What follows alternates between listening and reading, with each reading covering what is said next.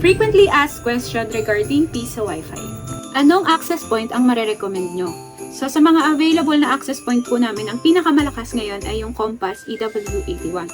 So ang range po nito ay nasa 300 meter diameter range at high power po siya compared sa ibang antenna po.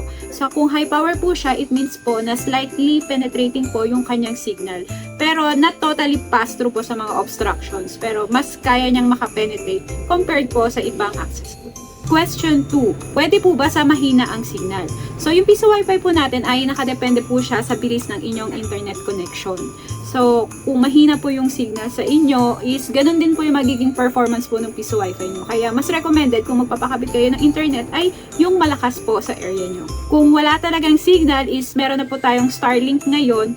So, ito po ay satellite-based at hindi po siya sa signal. So, pwede nyo pong tignan yung mga ganitong options po. And question 3, magkano ang kitaan? So, depende po talaga siya sa lugar kasi nagde-deploy din kami ng mga units and kada lugar, iba-iba talaga yung kita. So, merong hindi malakas at merong malakas talaga. So, sa mga hindi malakas siguro around 2,000, 3,000 per month. Dun sa malalakas naman po is 8,000, 9,000, 10,000 umaabot siya per month.